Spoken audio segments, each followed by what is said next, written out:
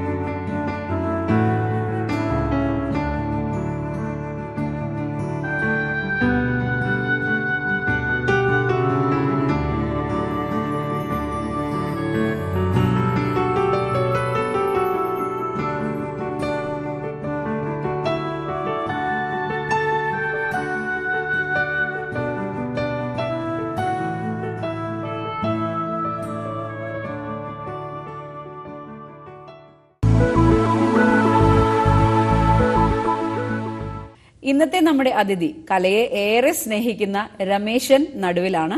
നമുക്ക് അദ്ദേഹത്തിന്റെ വിശേഷങ്ങൾ ചോദിച്ചറിയാം. നമസ്കാരം. ഈ ഒരു ചിത്രകലയുടെ കൂടെയുള്ള ഒരു യാത്ര അല്ലെങ്കിൽ നിറങ്ങളോടുള്ള ഒരു ഇഷ്ടം തുടങ്ങുന്നത് എപ്പോഴാണ്? വെക്കേഷൻ സമയമൊക്കെ ആവുന്ന സമയത്ത് ഏട്ടൻ ഈ നോട്ട് ബുക്കൊക്കെ വരയിടാത്ത ബുക്കിൻ്റെയൊക്കെ നോട്ട് ബുക്ക് അതിൻ്റെ പേജുകൾ കീറിയിട്ട് ചിത്രങ്ങളിങ്ങനെ വരയ്ക്കുമായിരുന്നു, അത് ശേഖരിച്ചിട്ട്. അപ്പോൾ അത് കണ്ടിട്ട് അങ്ങനെ ഞാനും അതിനെ അനുകരിക്കുമായിരുന്നു ആ സമയത്ത്. അങ്ങനെയാണ് ഇതിനോടൊരു ഇഷ്ടവും തുടങ്ങിയത്. ചേട്ടൻ നന്നായിട്ട് വരയ്ക്കുമോ? ചേട്ടൻ അന്ന് നന്നായിട്ട് വരയ്ക്കുമായിരുന്നു. പിന്നീട് ഞാൻ ഈ പറഞ്ഞ പോലെ വരച്ച് പിന്നീട് ഫൈൻ ആർട്സ് സ്കൂളിലേക്ക് പോയതിന് ശേഷം പിന്നെ അവൻ അങ്ങനെ വരയ്ക്കാൻ അധികം നിൽക്കാറില്ല. ഇപ്പോഴും വരയ്ക്കാനുള്ളൊരു കഴിവുണ്ടാവും, പക്ഷേങ്കിൽ അധികം വരയ്ക്കാൻ നിൽക്കാറില്ല. അങ്ങനെ ചിത്രരചന പഠിക്കാൻ പോയിട്ടുണ്ടോ? പഠിച്ചിട്ടുണ്ട്. 10ാം ക്ലാസ് കഴിഞ്ഞതിന് ശേഷം ബ്രഷ്മാൻ, കണ്ണൂർ തന്നെയുള്ള ബ്രഷ്മാൻ സ്കൂൾ ഓഫ് ആർട്സിൽ 2 വർഷത്തെ കോഴ്സ് പഠിച്ചിട്ടുണ്ട്. പഠനകാലത്തെ ഒരു ഓർമ്മകൾ എങ്ങനെയാണ്? പഠനകാലം അവിടെ പഠിക്കാൻ പറ്റിയത് ഒരു വലിയൊരു ഭാഗ്യമായിട്ടാണ് ഞാൻ കാണുന്നത്. കാരണം അന്നത്തെ ഒരു സാഹചര്യം അത്ര നല്ലതല്ലായിരുന്നു. സ്കൂള് പഠിച്ചു കഴിഞ്ഞ് സത്യത്തിൽ എന്തെങ്കിലും ഒരു തൊഴിൽ മേഖല കണ്ടെത്തുക എന്നുള്ള ലക്ഷ്യത്തിലൂടെയാണ് ഞാൻ ഇരുന്നത്.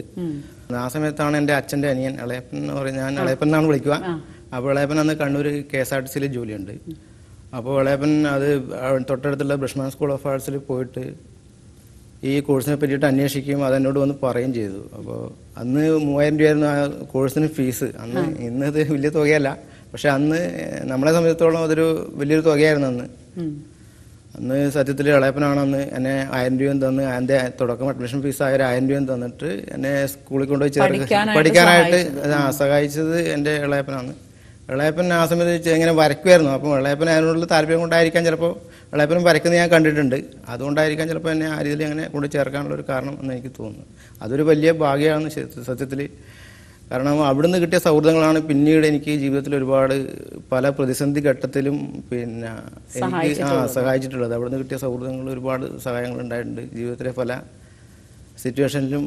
ആവശ്യമുള്ള സമയങ്ങളിൽ കൂടെ നിന്നവർ ആ രീതിയിലുള്ളവരാണ്. ഇപ്പോൾ അന്ന് പഠിക്കാൻ പോയ സമയത്ത് എന്തെങ്കിലും ഒരു തൊഴിലധിഷ്ഠിതമായിട്ട് പഠിക്കണം എന്ന് കരുതിയാണ് ചിത്രരചന പഠിക്കാൻ പോയതെന്ന് പറഞ്ഞു. അപ്പൊ പഠനശേഷം ഇപ്പോൾ എന്ത് തോന്നുന്നു അതിനെപ്പറ്റി? അന്ന് ചിത്രകാരൻ എന്ന് പറയുമ്പോൾ നമ്മുടെ എല്ലാം മനസ്സിലുണ്ടായിരുന്നത് ഒരു ചുമരുകളിൽ അല്ലെങ്കിൽ ഒരു കടയുടെ ഒരു ബോർഡ് എഴുതുക, അതിന് ഷട്ടറുകളിൽ ചിത്രങ്ങൾ വരയ്ക്കുക, ആ ഒരു രീതിയിലുള്ള സ്വപ്നങ്ങളാണ് നമുക്ക് അന്ന് ഉണ്ടായിരുന്നത്. അതിനു വേണ്ടിയിട്ട് പഠിക്കണമെന്നായിരുന്നു അന്ന് ചിന്തിച്ചിരുന്നത്. പക്ഷെ ഇന്ന് അതെല്ലാം മാറി. ഇന്നിപ്പോൾ ഫ്ലക്സ് പുതിയ ഇതൊക്കെ വന്നതിന് ശേഷം ആ ബോർഡ് എഴുത്തും ഇതൊക്കെ അങ്ങ് നിന്നുപോയി. കുറെ ആർട്ടിസ്റ്റ്മാരുടെ ജോലി തന്നെ ഇതായി പോയി. അപ്പൊ അങ്ങനെ ആയത് കടകളുടെ ഷട്ടറിൽ എഴുതുന്നതായാലും ചുമരിൽ എഴുതുന്നതായാലും എല്ലാം കുറഞ്ഞു അല്ലേ? അത് കുറഞ്ഞു. ഇപ്പൊ ഫ്ലക്സിന്റെ എല്ലാം ഇത് വന്നതിന് ശേഷം അങ്ങനെയുള്ള ബോർഡ് എഴുത്തും ഇതൊക്കെ തീരെ ഇല്ലാതായി. ആ ഒരു കാലഘട്ടം ഞാൻ ഇതിന് ശേഷം ഈ കോളേജ് പഠനത്തിന് ശേഷം 3 വർഷത്തോളം ബാംഗ്ലൂരിൽ ഈ ഇതുമായിട്ട് കൊമേഴ്സ്യൽ വർക്കുമായിട്ട് നിന്നിട്ടുണ്ടായിരുന്നു. അപ്പോൾ ഈ ഫ്ലക്സിന്റെ ഒക്കെ വരവോടുകൂടിയാണ് നമ്മൾ വീണ്ടും തിരിച്ച് നാട്ടിലോട്ട് വരേണ്ടി വന്നത്. അപ്പോൾ അവിടുന്ന് എന്ത് ചെയ്യണം എന്നുള്ളൊരു അവസ്ഥയിൽ നാട്ടിൽ നിൽക്കുന്ന സമയത്താണ് ഇതേ സ്കൂളിൽ പഠിച്ച എൻ്റെ ഒരു സുഹൃത്ത് മരത്തിനകത്ത് കാർവിങ് ശില്പങ്ങളും അതുപോലെ ഈ റിലീഫായിട്ടുള്ള ശില്പങ്ങൾ ഡിസൈൻസുകളൊക്കെ ചെയ്യുന്നതിൻ്റെ ഒരു സുഹൃത്തുണ്ട്, ടിനു എന്ന് പറയും. അപ്പോൾ അദ്ദേഹം എന്നോട് പറഞ്ഞു, എന്നാൽ പിന്നെ ആ തൊഴിൽ നിന്നെ സഹായിക്കാൻ വേണ്ടിയിട്ട് വരാൻ പറഞ്ഞിട്ട് എന്നെ ആ തൊഴിൽ പഠിപ്പിച്ച് എന്നെ സ്വതന്ത്രനാക്കി വിടുന്നത് എൻ്റെ പറഞ്ഞ സുഹൃത്ത് ടിനു ആണ്. അത് പറയാതിരിക്കാൻ കഴിയില്ല. കാരണം അതാണ് ഇന്ന് വരെയും എൻ്റെ ജീവിതമാർഗമായിട്ട് കൊണ്ട് നടക്കുന്നത്. അതിൻ്റെ അകത്ത് കിട്ടുന്ന വരുമാനം ഉപയോഗിച്ചിട്ടാണ് ഇപ്പോൾ ചിത്രങ്ങൾ വരയ്ക്കുന്നത്. ക്യാൻവാസ് വാങ്ങാനാണെങ്കിലും പെയിന്റ് വാങ്ങാനാണെങ്കിലും ആ രീതിയിൽ വരയ്ക്കാനുള്ള ഒരു ഇത് കിട്ടുന്നത് ആ ഒരു തൊഴിൽ ചെയ്തിട്ടാണ്. ഇപ്പോൾ ഒരു കലാകാരനാവുമ്പോൾ എല്ലാത്തരം ചിത്രങ്ങളോടും ഇഷ്ടമുണ്ടാവും. എന്നിരുന്നാലും പ്രത്യേക ഒരു വിഭാഗത്തിലുള്ള ചിത്രം വരയ്ക്കാനായിട്ട് നമുക്കൊരു പ്രത്യേക താല്പര്യം ഉണ്ടാവും. അത്തരത്തിൽ റിയലിസ്റ്റിക് ആണോ അതോ അബ്സ്ട്രാക്റ്റ് ആണോ, എന്ത് വിഭാഗത്തിലുള്ള ചിത്രങ്ങളാണ് വരയ്ക്കാറുള്ളത്? അബ്സ്ട്രാക്ട് ചിത്രങ്ങൾ വരയ്ക്കുന്നത് കുറവാണ്. കൂടുതലും റിയലിസ്റ്റിക് ആയിട്ടുള്ള അല്ലെങ്കിൽ പ്രകൃതി ദൃശ്യം അങ്ങനെയുള്ള ചിത്രങ്ങളാണ് കൂടുതലും വരച്ചിട്ടുള്ളത്. അങ്ങനെയുള്ള ചിത്രങ്ങൾ വരയ്ക്കാൻ കൂടുതൽ എനിക്ക് തോന്നുന്നത് താല്പര്യം വരാനുള്ള കാരണം ഞാൻ താമസിച്ചിരുന്ന സ്ഥലത്തിൻ്റെ ഒരു പ്രത്യേകത ആവാം ചിലപ്പോൾ. നമ്മളെ ഒരു മലയോര ഗ്രാമമാണ്. നല്ല പ്രകൃതി കൂടുതൽ ചെറുപ്പത്തിലെ കണ്ടിട്ട് ഉള്ള ആ ഒരു മനസ്സിലുള്ളത് കൊണ്ടായിരിക്കാമെന്ന് എനിക്ക് തോന്നുന്നു. അങ്ങനെ കൂടുതലും അങ്ങനെയുള്ള സ്ഥലങ്ങളാണ് കൂടുതലും വരച്ചിട്ടുള്ളത്. നമ്മുടെ നാട്ടിൽ ഉള്ളത് ചെറിയ ചെറിയ തോടുകൾ, കൈവഴികൾ, അങ്ങനെ പാറക്കൂട്ടങ്ങൾ, അങ്ങനെയുള്ള സംഭവങ്ങൾ ആണ് കൂടുതൽ ഞാൻ വരച്ചിട്ടുള്ളത്. അതാണ് നമ്മുടെ താമസിക്കുന്ന ആ സ്ഥലത്തിൻ്റെ ആ ഒരു പ്രത്യേകത അത് മനസ്സിലുള്ളത് കൊണ്ടായിരിക്കും എന്നാണ് എനിക്ക് തോന്നുന്നത്. അങ്ങനെ കൂടുതൽ അതിനോട് ഒരു ഇഷ്ടം കൂടുതലുണ്ട് പ്രകൃതിയോട്. അത് എത്ര വരച്ചാലും തീരൂല, അതാണ് എൻ്റെ പ്രത്യേകത.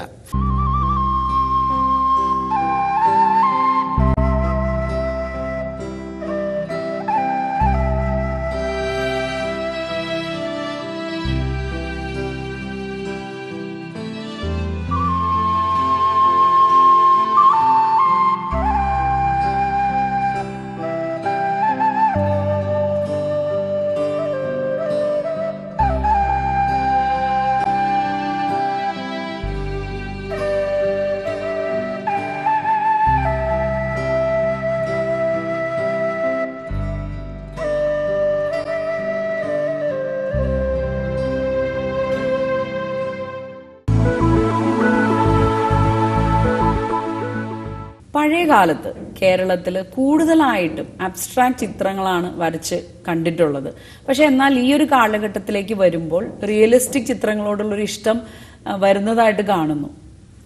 എന്തുകൊണ്ടാണ് അങ്ങനെ ഒരു മാറ്റം എന്നാണ് രമേശ് ചേട്ടന് തോന്നുന്നത്? എനിക്ക് തോന്നുന്നത് വെച്ചാൽ ഇന്നിപ്പോൾ സോഷ്യൽ മീഡിയയിലും ഒരുപാട് എല്ലാവരും ചിത്രങ്ങൾ കാണുന്നുണ്ട്. പണ്ട് അത്രയും ചിത്രങ്ങൾ എല്ലാവരും കാണുന്നില്ലായിരുന്നു. കാരണം അത്രയും താല്പര്യമുള്ള ആൾക്കാർ മാത്രമേ ചിത്രങ്ങൾ കണ്ടിരുന്നുള്ളൂ.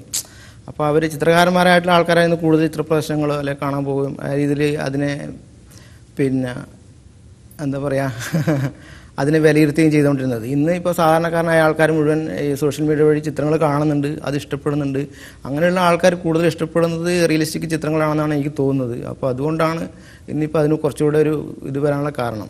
കുറച്ചുകൂടി മനസ്സിലാക്കാൻ എളുപ്പം അതന്നെ പെട്ടെന്ന് മനസ്സിലാക്കാനും പിന്നെ ആസ്വദിക്കാനുള്ള ചില ചിത്രങ്ങൾ ആസ്വദിക്കാനുള്ള റിയലിസ്റ്റിക് ചിത്രങ്ങളാണ് ആസ്വദിക്കാൻ കുറച്ചുകൂടെ ജനങ്ങൾക്ക് സാധാരണക്കാർക്ക് മനസ്സിലാക്കാൻ പറ്റുന്നതുമായിട്ടുള്ള ചിത്രങ്ങൾ എന്ന് എനിക്ക് തോന്നിയിട്ടുള്ളത്. അപ്പോൾ എത്തരത്തിലുള്ള മീഡിയത്തിലാണ് രമേശ് ചേട്ടന് വരയ്ക്കാൻ കൂടുതൽ കംഫർട്ടബിൾ ആയിട്ട് തോന്നിയിട്ടുള്ളത്? ഞാൻ കൂടുതലായിട്ട് അക്രലിക് പെയിന്റ് ഉപയോഗിച്ചിട്ടാണ് വരയ്ക്കുന്നത്. വാട്ടർ കളർ ചെയ്തിട്ടുണ്ട്, ഇല്ലെന്നല്ല. പക്ഷെ അത് സൂക്ഷിക്കാനുള്ള ഒരു ബുദ്ധിമുട്ട് ചിലപ്പോൾ പേപ്പറിലത്തൊക്കെ ആയത് കാരണം അത് പൊടി പിടിക്കുകയോ അങ്ങനെയൊക്കെ ഉള്ളൊരവസ്ഥയുള്ളത് കാരണം ഞാൻ കൂടുതൽ അക്രലിക് പെയിന്റ് ഉപയോഗിച്ചിട്ടാണ് വരയ്ക്കുന്നത്. മാത്രമല്ല വാട്ടർ കളർ വരയ്ക്കുമ്പോൾ അത് ഗ്ലാസ്സൊക്കെ ഇട്ടിട്ട് ഫ്രെയിം ചെയ്തിട്ട് കൃത്യമായിട്ട് വളരെ സൂക്ഷിച്ച് കൈകാര്യം ചെയ്യണം. അക്രിലിക് ആകുമ്പോൾ ഗ്ലാസ് ഇടാതെ ഫ്രെയിം ചെയ്തിട്ട് ആണ് ഞാൻ വെക്കുന്നത്. കാരണം ഇല്ലെങ്കിലും കുഴപ്പമില്ല, നമുക്കത് പൊടിയൊക്കെ തൂത്ത് കഴിഞ്ഞാൽ അത് പോകും. എന്ത് ഒരു പ്രവൃത്തിയാണെങ്കിലും അതിനൊരു പ്ലാനിങ്ങോട് കൂടി ചെയ്യുകയാണെങ്കിൽ അത് കൃത്യമായ രീതിയിൽ അത് പൂർത്തിയാക്കാൻ സാധിക്കും. അപ്പോൾ അത്തരത്തിൽ ഒരു ചിത്രം വരയ്ക്കുന്നതിന് മുമ്പ് എന്തെങ്കിലും ഒരു പ്ലാനിങ് ചെയ്യാറുണ്ടോ? ചിത്രങ്ങൾ വരയ്ക്കുന്നതിന് മുമ്പ്, ചില ചിത്രങ്ങൾ വരയ്ക്കുന്നതിന് മുമ്പ് ഒരു പ്ലാനിങ്ങോടെ ചിലപ്പോൾ വരയ്ക്കും. കൂടുതലായിട്ടും ഞാൻ ക്യാൻവാസിൻ്റെ മുമ്പിൽ ഇരുന്നിട്ട് കുറച്ച് സമയം ഇരുന്നിട്ട് ചിലപ്പോൾ പ്രതീക്ഷിക്കാതെ ചിലപ്പോൾ നമ്മുടെ മനസ്സിലേക്ക് പുതിയ ഐഡിയാസ് ചിലപ്പോൾ വരും. ചിലപ്പോൾ കുറേ സമയം ഇരിക്കേണ്ടതായിട്ട് വരും. അങ്ങനെ ഇരുന്ന് കഴിഞ്ഞാലൊക്കെ ചിലപ്പോൾ ഒരു ചിത്രം ഉള്ള ഒരു ഐഡിയ നമുക്ക് കിട്ടുള്ളൂ. എൻ്റെ പൊതുവേ ഞാൻ അങ്ങനെ ക്യാൻവാസിൻ്റെ മുമ്പിൽ നിന്നിട്ട് ആലോചിച്ച് ഇരുന്ന് വരയ്ക്കുന്ന ചിത്രങ്ങളാണ് അത് കൂടുതൽ. ആദ്യമേ ഒരു തീം കണ്ടെത്തിയിട്ട് വരയ്ക്കാറില്ല. അങ്ങനെ ഒരു തീം കണ്ടെത്തിയിട്ട് ഒരു 10 ചിത്രം വരയ്ക്കാമെന്നോ അങ്ങനൊരു ഇതിലേക്ക് പോകാറില്ല. ക്യാൻവാസിൻ്റെ മുമ്പിൽ നിന്നിട്ട് നമ്മുടെ മനസ്സിലോട്ട് എന്താണോ വരുന്നത് അതിനെ ക്യാൻവാസിലേക്ക് പകർത്താൻ വേണ്ടി നോക്കുകയാണ് സാധാരണ ഞാൻ ചെയ്യുന്നത്. പിന്നെ ചിലപ്പോൾ ഞാൻ മനസ്സിൽ ചില സമയത്ത് നമ്മൾ കാണുന്ന സ്വപ്നങ്ങളൊക്കെ ക്യാൻവാസിലേക്ക് പകർത്താൻ വേണ്ടി ശ്രമിക്കാറുണ്ട്. അത് അങ്ങനെയുള്ള ചിത്രങ്ങൾ വരയ്ക്കാൻ വേണ്ടി നോക്കാറുണ്ട്. ആ സമയത്ത് അത് ഓർത്തോർത്ത് വരച്ച് അതിനെ ഒന്ന് ഫില്ല് ചെയ്ത് കൊണ്ടുവരികയാണ് ചെയ്യുന്നത് നമ്മൾ. പ്രകൃതിയാണ് മനസ്സിൽ നിറഞ്ഞു നിൽക്കുന്നതെന്നും അതാണ് ചിത്രങ്ങളിലേക്ക് കൂടുതൽ പകർത്തുന്നതെന്നും പറഞ്ഞു. അപ്പോൾ അത്തരത്തിൽ യാത്രകളിൽ ഈ പ്രകൃതി കൂടുതൽ കാണുകയും അത് എത്രത്തോളം സഹായിക്കാറുണ്ട്? യാത്രകൾ ഒരുപാട് ചെയ്യാറുണ്ട്. അത് തൊഴിലുമായി ബന്ധപ്പെട്ടിട്ടുള്ള യാത്രകളാണ് കൂടുതൽ നടത്തിയിട്ടുള്ളത്. അത് കൂടുതൽ ഈ പ്രകൃതിയായിട്ട് അടുത്ത് നിൽക്കുന്ന രീതിയിലുള്ള യാത്രകളാണ് കൂടുതൽ ചെയ്യേണ്ടി വരുന്നത്. നേരത്തെ ഈ പറഞ്ഞ പോലെ കർണാടകത്തിലെ ഈ കൊടക് പോലുള്ള സ്ഥലങ്ങൾ, അത് അങ്ങനെയുള്ള സ്ഥലങ്ങളിലൊക്കെ നമുക്ക് പ്രകൃതിയിൽ ശരിക്കും പറഞ്ഞാൽ ഇണങ്ങി നിൽക്കുന്ന ഒരു സ്ഥലം തന്നെയാണ്. അത് കൂടാതെ ഉത്തരേന്ത്യയിലടക്കം തൊഴിലുമായി ബന്ധപ്പെട്ടിട്ട് പോയിട്ടുണ്ട് ഒരുപാട് സ്ഥലങ്ങളിൽ. അത് ഇതുവരെ ആ രീതിയിലുള്ള ചിത്രങ്ങൾ വരച്ചിട്ടില്ലെങ്കിൽ പോലും നമ്മുടെ ഉള്ളിൻ്റെ ഉള്ളിൽ അതുണ്ട്. എന്തെങ്കിലും ഒരു ചിത്രം ചിലപ്പം ഇനിയും വന്നുകൂടായില്ല ആ യാത്രകളിൽ ബന്ധപ്പെട്ട്. ഇപ്പോൾ ഒരു ചിത്രരചനയിൽ ഒരു ചിത്രം വരയ്ക്കുന്ന കാര്യം എടുക്കുകയാണെങ്കിൽ എന്തായിരിക്കും ഏറ്റവും ഒരു ബുദ്ധിമുട്ടുള്ളൊരു ഘട്ടം? ആ ഒരു എന്താണ് വരയ്ക്കുന്നത്, ഒരു സബ്ജക്റ്റ് കണ്ടുപിടിക്കുന്നതാണോ, അതോ അതിനുവേണ്ടി സമയം കണ്ടെത്തുന്നതാണോ, അതോ ഏത് മീഡിയം ഉപയോഗിക്കണം എന്നുള്ളതാണോ, അതോ വരച്ച് തീർത്തതിന് ശേഷം അത് മാർക്കറ്റ് ചെയ്യണം എന്നുള്ളതാണോ? ഏതാണ് ഒരു പ്രതിസന്ധി ഘട്ടം? വരയ്ക്കുന്നത് ചില സമയത്ത് ഐഡിയാസ് നമ്മുടെ മനസ്സിൽ, ഞാൻ നേരത്തെ പറഞ്ഞല്ലോ, ക്യാൻവാസ് മുമ്പിൽ വെച്ചിട്ട് ചില സമയത്ത് ഒരു ധ്യാനം പോലെ ചിലപ്പോൾ ഇരിക്കേണ്ടി വരും. അത് ചിലപ്പോൾ പെട്ടെന്ന് തന്നെ നമുക്ക് ഒരു ചിത്രത്തിലേക്ക് എത്താനും പറ്റും. അപ്പോൾ ആ സമയത്ത് നമുക്ക് ബുദ്ധിമുട്ടൊന്നും ഉണ്ടാവില്ല. ചിലപ്പോൾ ചില അപൂർവം ചില സന്ദർഭങ്ങളിൽ ചില ചിത്രങ്ങൾ വരച്ചു കഴിഞ്ഞിട്ട് നമുക്കതൊരു തൃപ്തികരമല്ലാത്ത രീതിയിൽ ചിലപ്പോൾ തോന്നാറുണ്ട്. പൂർണ്ണമാക്കാത്ത രീതിയിൽ ചിലപ്പം അതിൻ്റെ മുമ്പിൽ കുറേ സമയത്ത് ഇരിക്കേണ്ടതായിട്ടുള്ള ഒരു അവസ്ഥയൊക്കെ വരും. നമ്മളെ സംബന്ധിച്ച് ഒരു ചിത്രം വരയ്ക്കുന്നതിനേക്കാളും അത് വിറ്റ് പോകാൻ ഒരു ബുദ്ധിമുട്ടുണ്ട് ചിത്രത്തിൽ. കാരണം ചിത്രങ്ങൾ വാങ്ങാനുള്ള ആൾക്കാർ ആ രീതിയിൽ വരണം. ഒരു ചിത്രം വരയ്ക്കണമെങ്കിൽ തന്നെ ഒരു നല്ല ചിലവുണ്ട്. ക്യാൻവാസ്, പെയിന്റ്, അതുപോലെ നമ്മുടെ ഒരു സമയം. അപ്പോൾ അതിനുള്ളൊരു മൂല്യം സത്യത്തിൽ ഓരോ പെയിന്റിങ്ങിനും ആൾക്കാർ കാണുന്നില്ല എന്നുള്ളതാണ് സത്യം. അങ്ങനൊരു വീടുകളിലെ വലിയ വീടുകൾ എടുത്തെങ്കിലും ചെറിയൊരു 5000 രൂപ എടുത്തിട്ട് പോലും ഒരു ചിത്രം വാങ്ങി വെക്കാൻ ഇന്ന് പലരും തയ്യാറാകുന്നില്ല. അത് സത്യത്തില് ഒരു കലാകാരനുള്ള ഒരു പ്രോത്സാഹനം കൂടിയാണ് എന്നെങ്കിലും അവർ ചിന്തിക്കേണ്ടതായിട്ടുണ്ട്. അത് കൂടുതൽ ചിത്രങ്ങൾ വിറ്റ് പോകാൻ സഹായിക്കും. അതെ അതെ അതെ. അല്ല, ഇന്ന് പലരും എനിക്ക് തോന്നുന്നു ഈ വരച്ച ചിത്രങ്ങളെക്കാൾ കൂടുതൽ ഈ ഫോട്ടോ കോപ്പി എടുക്കുന്ന ഫോട്ടോസ് എൻലാർജ് ചെയ്തിട്ടൊക്കെയാണ് എല്ലാവരും വെക്കുന്നത്. അതെ, അങ്ങനെ ചെയ്യുന്നുണ്ട്. ഓക്കെ, ഈ വിറ്റ് പോകാൻ ബുദ്ധിമുട്ടുണ്ടെന്ന് പറഞ്ഞു ചിത്രങ്ങൾ. അപ്പോൾ എങ്ങനെയാണ് രമേശേട്ടൻ ഒരു ചിത്രം വരച്ചതിന് ശേഷം എങ്ങനെയാണ് അത് മാർക്കറ്റ് ചെയ്യുന്നത്? എൻ്റെ വരച്ച ചിത്രങ്ങൾ ഞാനിപ്പോൾ ഒരു വർഷത്തോളമായിട്ട് ഒരു ആർട്ട് ഗാലറി സ്വന്തം നാട്ടിൽ തന്നെ തുടങ്ങിയിട്ടുണ്ട്. അതും അതിൻ്റെ കൂടെ ഒരു ചിത്രകലാ വിദ്യാലയം എന്ന് പറഞ്ഞിട്ട് കുട്ടികളെ പഠിപ്പിക്കാൻ വേണ്ടിയിട്ട് രണ്ടിനും കൂടെ ഒരു സ്ഥാപനം തുടങ്ങിയിട്ടുണ്ട്. അവിടുന്ന് വിൽക്കുന്നുണ്ട്. പിന്നെ ചിത്രങ്ങൾ ഈ സോഷ്യൽ മീഡിയ വഴി വിൽക്കാനുള്ള ശ്രമവും നടത്താറുണ്ട്. ഓക്കെ, ഈ കുട്ടികളെ പഠിപ്പിക്കുന്ന കാര്യം പറയുമ്പോൾ എങ്ങനെയാണ് അവരുടെ ഒരു പഠനവുമായി ബന്ധപ്പെട്ടുള്ള കാര്യങ്ങൾ? അത് കുട്ടികൾ ചെറിയ 1ാം ക്ലാസ് പഠിക്കുന്ന കുട്ടികൾ മുതൽ വലിയ മുതിർന്ന കുട്ടികൾ വരെ ഉണ്ട് അവിടെ വരുന്നുണ്ട്. ഒരു 30ഓളം കുട്ടികൾ അവിടെ ഇപ്പോൾ നിലവിൽ സ്ഥിരമായിട്ട് ക്ലാസ്സിന് വന്നുകൊണ്ടിരിക്കുന്നുണ്ട്. അപ്പോൾ പലർക്കും പല ലെവലിലുള്ള കുട്ടികളുണ്ടാവും. നന്നായിട്ട് വരയ്ക്കുന്നവരുണ്ടാവും, തീരെ ചെറിയ 1ാം ക്ലാസ്സിൽ പഠിക്കുന്ന കുട്ടികൾക്ക് അപ്പോൾ അവരുടെ അഭിരുചിക്ക് അനുസരിച്ചിട്ട് ആണ് ക്ലാസ് കൊടുക്കുന്നത്. നിലവിൽ അവരുടെ ഒരു കഴിവിനനുസരിച്ചിട്ടുള്ള ചിത്രങ്ങൾ ആണ് വരയ്ക്കാൻ വേണ്ടിയിട്ട് കൊടുക്കുന്നത്. ചില ചിത്രങ്ങൾ ചിലപ്പോൾ ഒരു വിഷയമൊക്കെ കൊടുത്തിട്ടൊക്കെ വരപ്പിക്കാറുണ്ട്. ചിലർ നന്നായിട്ട് തന്നെ അത് ചെയ്ത് കാണിക്കാറുണ്ട്, നല്ല രീതിയിൽ തന്നെ. ഓക്കെ, അപ്പോൾ ഇപ്പോൾ ചിത്രരചന പഠിപ്പിക്കുന്ന ഒരാൾ എന്നുള്ള രീതിയിൽ ചോദിക്കുകയാണ്. ഇപ്പോൾ ഒരു കുട്ടി ചെറുപ്പം മുതലേ കൈ നന്നായി വഴങ്ങി വരച്ചു വരുന്ന ഒരു കുട്ടിയുണ്ട്. എന്നാൽ അത്രയ്ക്ക് കൈ വഴങ്ങുന്നില്ല, എന്നാൽ ആ കുട്ടിക്ക് പഠിക്കാൻ ആഗ്രഹവുമുണ്ട്. അപ്പോൾ ഈ വരയ്ക്കാൻ അത്രയ്ക്ക് അറിയില്ലാത്തൊരു കുട്ടിയെ പ്രാക്ടീസ് കൊണ്ട് നമുക്ക് വരച്ച് പഠിപ്പിച്ചെടുക്കാൻ സാധിക്കുമോ? തീർച്ചയായും പറ്റും എന്നാണ് എനിക്ക് തോന്നുന്നത്. ഞാൻ തന്നെ ചെറുപ്പത്തിൽ നന്നായിട്ട് വരച്ചുകൊണ്ടിരുന്ന ഒരാളൊന്നുമല്ല.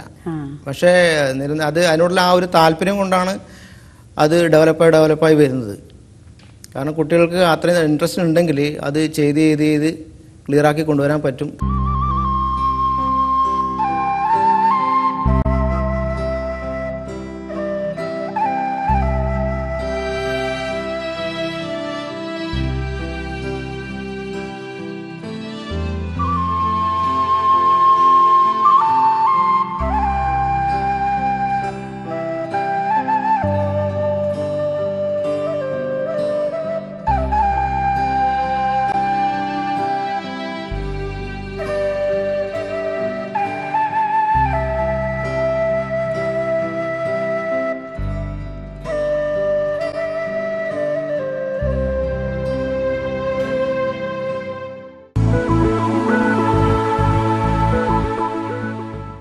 ചിത്രരചന അല്ലാതെ ഒഴിവ് സമയങ്ങളിലോ മറ്റു എന്തെങ്കിലും ചെയ്യുന്ന മറ്റ് ആക്ടിവിറ്റീസ് എന്തൊക്കെയാണ്?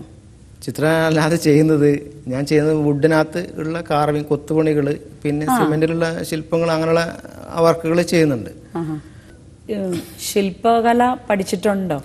ശില്പകല ഇതായിട്ട് പഠിച്ചിട്ടില്ല.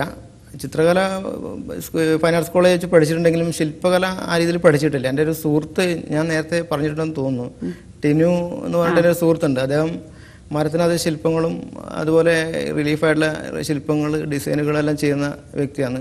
അദ്ദേഹമാണ് എന്നെ ആ ഒരു തൊഴിൽ എന്നെ പഠിപ്പിച്ചത്. അതാണ് എൻ്റെ ജീവിത മാർഗവും. അപ്പോൾ അദ്ദേഹത്തിൻ്റെ അടുത്ത് നിന്ന് കിട്ടിയ ചില അറിവുകൾ വെച്ചിട്ട് പിന്നെ സ്വന്തമായിട്ടുള്ള നിരീക്ഷിച്ചും അങ്ങനെ പഠിച്ചാണ് ശില്പകലയിലേക്ക് എത്തിയത്. സത്യത്തിൽ മരത്തിൽ കൊത്തുപണി ചെയ്യുമെന്ന് പറഞ്ഞു. അപ്പോൾ ഇതുവരെ ചെയ്തതിൽ ഒരു ഏറ്റവും വലിയൊരു വർക്ക് ഏതാണ്? ഏറ്റവും വലിയൊരു വർക്ക് എന്ന് പറഞ്ഞു കഴിഞ്ഞാൽ വാരണാസിയിൽ ഒരു മ്യൂസിയത്തിലേക്ക് വേണ്ടിയിട്ട് ഒരു വലിയൊരു വർക്ക് ചെയ്യണ്ടായിരുന്നു. അതിൻ്റെ സൈസ് ഒരു 10 അടിയോളം നീളമുണ്ട്, ഒരു 8 അടിയോളം വീതിയുണ്ട്. അതിൻ്റെ ഒരു പറകയിൽ അവിടെ ആ ഒരു കാലഘട്ടത്തിൽ ജീവിച്ച കുറേ വ്യക്തികളെ പഴയ ഫോട്ടോസ് തപ്പിയെടുത്തിട്ട്, അത് ക്ലാരിറ്റി പോലും ഇല്ലാത്തതാണ്. അപ്പോൾ അതിൻ്റെ അകത്തൊക്കെ പഠിച്ച ചിത്രത്തിൽ ആ ചിത്രങ്ങൾ നോക്കി പഠിച്ചതിൻ്റെ പ്രത്യേകതകൾ നോക്കിയിട്ട് അങ്ങനെ ചെയ്തൊരു വർക്കാണ്. ഏകദേശം 1 മാസത്തോളം എടുത്തിട്ട് ചെയ്ത വർക്കാണ്. അതാണ് ഏറ്റവും വലിയൊരു വർക്ക് എന്ന് എനിക്ക് തോന്നുന്നു. അപ്പോൾ ഇതൊന്നും അല്ലാതെ ഇപ്പം ചിത്രകാരന് ഏറ്റവും കൂടുതൽ സാറ്റിസ്ഫാക്ഷൻ കിട്ടുന്നത് പലപ്പോഴും എക്സിബിഷനുകൾ നടത്തുമ്പോഴാണ്. അപ്പോൾ എക്സിബിഷന്റെ ഭാഗമാകാൻ സാധിച്ചിട്ടുണ്ടോ? എക്സിബിഷൻ കുറേ കാലം എൻ്റെ പെയിൻറ്റിങ് വര നിന്ന് പോയിരുന്നു. ഫൈൻ ആർട്സ് കോളേജിൽ പഠിച്ചതിന് ശേഷം കുറേ കാലം വരയ്ക്കാതെ, കാരണം ജീവിത പ്രതിസന്ധികളിൽ ഇങ്ങനെ അങ്ങ് പോയി, പിന്നീട് വരയ്ക്കാതെ അങ്ങ് നിന്നുപോയായിരുന്നു. അപ്പോൾ പിന്നീട് വീണ്ടും വര തുടങ്ങിയതിന് ശേഷം അങ്ങനെ ആ ടച്ചിങ്ങൊക്കെ കുറേശ്ശെ ആയി വന്നതിന് ശേഷം ഈ അടുത്ത് ഒരു 2 വർഷം മുന്നേ അങ്ങനെ വരച്ച കുറേ ചിത്രങ്ങൾ കൂട്ടിയിട്ട് ഒരു സോളോ പ്രദർശനം സംഘടിപ്പിച്ചിട്ടുണ്ടായിരുന്നു. അത് കണ്ണൂർ വെച്ചാണ് നടത്തിയത്. അപ്പോൾ അത് ഒരുപാട് ഇതിന് വേണ്ടിയിട്ട് എനിക്ക് പ്രചോദനമായി. ആ സമയത്ത് ഒരുപാട് ആൾക്കാർ വന്ന് കണ്ട് അഭിപ്രായങ്ങൾ നേരിട്ട് നമുക്ക് അപ്പോൾ നേരിട്ട് പിന്നെ ഇതുമായി ബന്ധപ്പെട്ടുള്ള ഒരു സംസാരം, ചിത്രകാരന്മാരായിട്ടുള്ള ആൾക്കാർ വന്നിട്ട് അതിൻ്റെ വരയ്ക്കുന്നതിനെ പറ്റിയിട്ടും വരച്ച ചിത്രങ്ങളെ പറ്റിയിട്ടും അഭിപ്രായങ്ങളും അതിൻ്റെ പോരായ്മകളുണ്ടെങ്കിൽ അതും കാണിച്ചിരുന്ന ആൾക്കാർ വരെ ഉണ്ട് നമ്മുടെ നാട്ടിൽ. അപ്പോൾ അതൊക്കെ ഒരുപാട് എന്താ പറയേണ്ടത്, നമുക്ക് കൂടുതൽ പഠിക്കാനും അതിനോടൊരു താല്പര്യം കൂടി വന്നു അതിനുശേഷം. അപ്പോൾ അതിനുശേഷമാണ് ഞാൻ കുറച്ചുകൂടെ സജീവമായിട്ട് ചിത്രകലയിലേക്ക് വന്നത്. ഇപ്പോൾ ഗവൺമെന്റിന്റെ ഭാഗത്തുനിന്ന് പലപ്പോഴും ഒരു കലാകാരൻ അല്ലെങ്കിൽ ചിത്രകാരന് വേണ്ടത്ര ഒരു പ്രോത്സാഹനം ലഭിക്കുന്നില്ല. എന്നിരുന്നാലും ഈ ലളിതകലാ അക്കാദമി പല രീതിയിലും കലാകാരന്മാരെ സഹായിക്കുന്നുണ്ട്. അത്തരത്തിൽ എന്തെങ്കിലും ക്യാമ്പുകളിൽ ഭാഗമാകാൻ സാധിച്ചിട്ടുണ്ടോ? ഈ കഴിഞ്ഞിടക്ക് നടന്ന ലളിതകലാ അക്കാദമിയുടെ ഒരു ക്യാമ്പിൽ ഞാൻ പങ്കെടുത്തിട്ടുണ്ട്. ഒരു 4 ദിവസത്തെ ക്യാമ്പിൽ. അത് കോഴിക്കോട് വെച്ചിട്ട് നവോത്ഥാനം എന്ന പേരിൽ, അതിനകത്ത് തിരുവനന്തപുരം മുതൽ കാസർഗോഡ് ജില്ല വരെയുള്ള ചിത്രകാരന്മാർ പങ്കെടുത്തിട്ടുണ്ടായിരുന്നു. അതിനകത്ത് ഭാഗമാക്കാൻ കഴിഞ്ഞിട്ടുണ്ട്. ഒരുപാട് നമുക്ക് എന്താ പറയുക, ഒരുപാട് വലിയ ചിത്രകാരന്മാരുടെ കൂടെ ഇരുന്ന് വരയ്ക്കുമ്പോൾ നമുക്കൊരു നല്ല എക്സ്പീരിയൻസ് ആണ് അത് തന്നിട്ടുള്ളത്. 4 ദിവസം പിന്നെ പോയതറിഞ്ഞില്ല. പിന്നെ അതുകൊണ്ട് ഒരുപാട് ചിത്രകാരന്മാരായിട്ടുള്ള സംസാരിക്കുമ്പോഴും അല്ലെങ്കിൽ തന്നെ അവരുടെ ചിത്രങ്ങൾ വരച്ചിട്ട് കാണുമ്പോഴുള്ള ഒരു ഓരോരുത്തരും വരയ്ക്കുന്ന ശൈലികൾ ഒരുപാട് പഠിക്കാൻ നമുക്ക് ആ സമയത്ത് പറ്റിയിട്ടുണ്ട്. കൂടാതെ നിലവിൽ നമ്മുടെ കണ്ണൂരിനെ സംബന്ധിച്ച് ചിത്രകാരന്മാരുടെ ഒരു കൂട്ടായ്മയുണ്ട്. എനിക്ക് തോന്നുന്നു ഒരു 150-150 മെമ്പർമാരുണ്ടാവും അതിനകത്ത്. ചിത്രകലാ പരിഷത്ത് എന്ന് പറഞ്ഞിട്ട് അതിൻ്റെ അകത്ത് ഒരു 2 വർഷമായിട്ട് അംഗമാണ്. അപ്പോൾ അതിൻ്റെ ക്യാമ്പുകൾ ഉണ്ടാവും. അവർ വർഷത്തിൽ ക്യാമ്പുകൾ നടത്താറുണ്ട്. പിന്നെ മാസത്തിൽ പ്രതിമാസ പരിപാടി എന്ന് പറഞ്ഞിട്ട് ചെറിയ ചെറിയ ക്യാമ്പുകളും സംഘടിപ്പിക്കാറുണ്ട്. അങ്ങനെയുള്ള പരിപാടികളിൽ പങ്കെടുക്കാറുണ്ട്. പിന്നെ അവരുടെ തന്നെ ഗ്രൂപ്പ് ഷോകളൊക്കെ ഉണ്ടാവും. ആ രീതിയിലുള്ള പരിപാടികളിൽ പങ്കെടുക്കാറുണ്ട്. സജീവമായിട്ട് തന്നെ നിൽക്കാറുണ്ട് അതിനകത്ത്. കാരണം ഇതുമായിട്ട് ബന്ധപ്പെട്ട് പോകണം. അതിനകത്ത് ഒരുപാട് ചിത്രകാരന്മാരുണ്ട്. സീനിയേഴ്സ് ആയിട്ടുള്ളവരുണ്ട്, അല്ലാത്ത ആൾക്കാരുണ്ട്. അപ്പം ക്യാമ്പുകൾ എപ്പോഴും നമുക്കൊരു പുതിയ പുതിയ ഊർജ്ജങ്ങൾ ഇങ്ങനെ കിട്ടിക്കൊണ്ടിരിക്കും അപ്പോൾ വരയ്ക്കാനുള്ളത്. പിന്നെ അത് മാത്രമല്ല, ഈ ആൾക്കാരുടെ മുമ്പിൽ വെച്ചിട്ട് വരയ്ക്കുമ്പോഴൊരു പ്രശ്നം തുടക്കത്തിൽ എനിക്കുണ്ടായിരുന്നു. എല്ലാവരും നോക്കിയിരിക്കുമ്പോൾ വരയ്ക്കാൻ വിഷമായിരുന്നു. പക്ഷെ ഈ ക്യാമ്പുകളിലെല്ലാം പങ്കെടുത്തതിന് ശേഷമാണ് ആ ഒരു ബുദ്ധിമുട്ട് എനിക്ക് മാറിക്കിട്ടത്. ചിത്രരചനയിൽ ഇനി മുൻപോട്ടേക്കുള്ള സ്വപ്നങ്ങൾ എന്തൊക്കെയാണ്? ചിത്രരചനയിൽ നിലവിൽ ഞാൻ ഒരു സ്വപ്നം ഉണ്ടായിരുന്നത് നാട്ടിൽ തന്നെ ഒരു ചിത്രകലാ വിദ്യാലയം തുടങ്ങണം എന്നുള്ളതായിരുന്നു എൻ്റെ ഒരു സ്വപ്നം നേരത്തെ ഉണ്ടായിരുന്നത്. ഇപ്പോൾ അത് സാധ്യമായിട്ടുണ്ട്. എങ്കിൽ പോലും അത് സ്വന്തമായിട്ട് ഒരു സ്ഥലമൊക്കെ വാങ്ങിയിട്ട് അതിനകത്ത് നടത്തണം എന്നുള്ളത് ചിത്രകലാ വിദ്യാലയം അല്ലെങ്കിൽ കലയുമായി ബന്ധപ്പെട്ടിട്ടുള്ള ക്യാമ്പുകളൊക്കെ സംഘടിപ്പിക്കാനൊക്കെ പറ്റുന്ന രീതിയിലുള്ള ഒരു പ്രോപ്പർട്ടി വാങ്ങിയിട്ട് അതിനകത്ത് ചെറിയൊരു സംവിധാനം ആക്കണം എന്നുള്ളൊരു ആഗ്രഹമുണ്ട് മനസ്സിൽ. അതെന്തെങ്കിലും നടക്കുമെന്ന് പ്രതീക്ഷിക്കുന്നു. അപ്പൊ ആരാണ് ഏറ്റവും കൂടുതൽ സപ്പോർട്ട് ചെയ്യുന്നത്? കുടുംബത്തിൽ നിന്ന് തന്നെയാണോ? ഭാര്യ സപ്പോർട്ട് ചെയ്യുന്നുണ്ട്. ഞാൻ വരച്ചു കഴിഞ്ഞാൽ അഭിപ്രായങ്ങളൊക്കെ ചോദിക്കാറുണ്ട്, വിമർശനങ്ങളൊക്കെ ഉണ്ടാവും. എങ്കിലും വരയ്ക്കുന്ന കാര്യത്തിൽ സപ്പോർട്ട് ചെയ്യാറുണ്ട്, നല്ല രീതിയിൽ സപ്പോർട്ട് ചെയ്യാറുണ്ട്. അപ്പൊ രമേശൻ ചേട്ടൻ്റെ ഒരു ആഗ്രഹം പോലെ സ്വന്തമായ സ്ഥലത്ത് ഒരു ചിത്രരചന വിദ്യാലയം തുടങ്ങാൻ സാധിക്കട്ടെ എന്ന് ആശംസിക്കുന്നു. ഒരുപാട് ചിത്രങ്ങൾ വരച്ച് ഒരുപാട് ഉയരങ്ങളിലേക്ക് പോകാൻ സർവേശ്വരൻ അനുഗ്രഹിക്കട്ടെ എന്ന് ആശംസിക്കുന്നു. നന്ദി.